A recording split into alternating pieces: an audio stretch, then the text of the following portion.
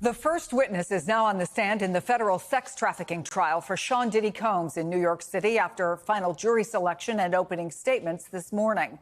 The prosecution portrayed the music mogul as the leader of a criminal conspiracy sex trafficking ring, while the defense rejected that, saying trying to turn Combs' consensual sexual relationships into sex trafficking, quote, will not work. Combs pled not guilty to charges of racketeering, conspiracy, sex trafficking, and transportation to engage in prostitution. Joining me now, Christy Greenberg, former SDNY Criminal Division Deputy Chief, former federal prosecutor, and MSNBC legal analyst. So, Christy, you were inside the courtroom. Tell us what it was like in there. Well, it was packed. There were 2 rows full of Sean Combs' family and friends, as well as other members of the media and other members of the public that were very interested to learn what was happening. You had 2 opening statements that portrayed a very different image of who Sean Combs is. You had the prosecutors saying that this man ran a criminal enterprise for over 20 years, that he engaged in using force and coercion in order to make 2 separate victims engage in these commercial sex acts, these freak-offs that they did not want to participate in.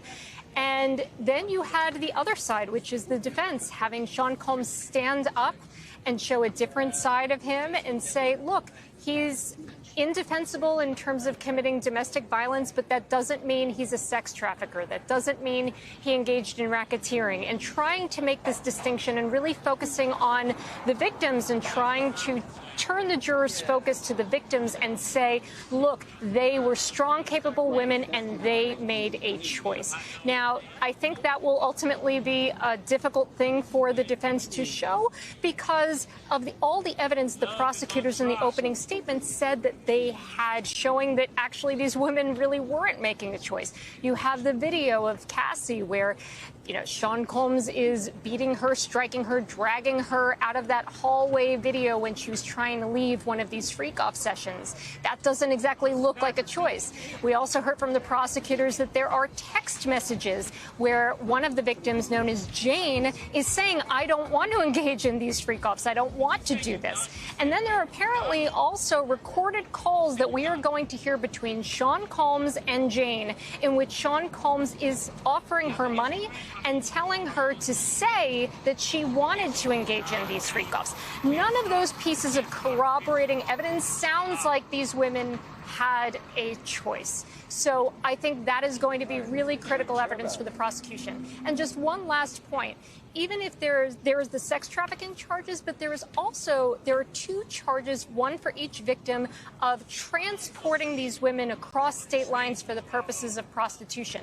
Those charges do not require force, fraud, or coercion. So consenting adults traveling across state lines for the purpose of prostitution, if he did that, he is guilty. So these arguments about the women had a choice, they're not really a defense to these transportation for prostitution charges. I think those charges in particular will be very difficult for the defense to overcome. Let me ask you about the jury. As I understand, 8 men, 4 women, all from Manhattan, the Bronx, Westchester County, north of Manhattan. Includes everyone from an investment analyst, a physician's assistant, scientist, UN worker. I think several of them said that they've seen the video of Combs assaulting Cassie Ventura in an LA hotel hallway. I wonder what your thoughts are on this jury and its makeup. Well, as you said, more men than women. That's generally not what you'd want to see when you're prosecuting sex trafficking cases. You'd like to see more women on that jury. It is a very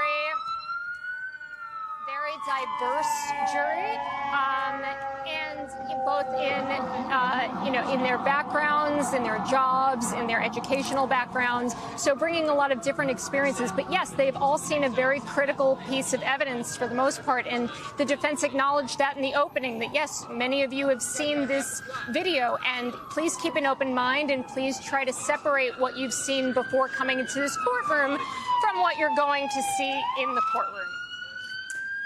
That is remarkable composure, can I just say, with all those emergency vehicles going behind you. Christy Greenberg, lawyer and reporter extraordinaire, thank you so much. I know you'll keep us posted as this trial goes on.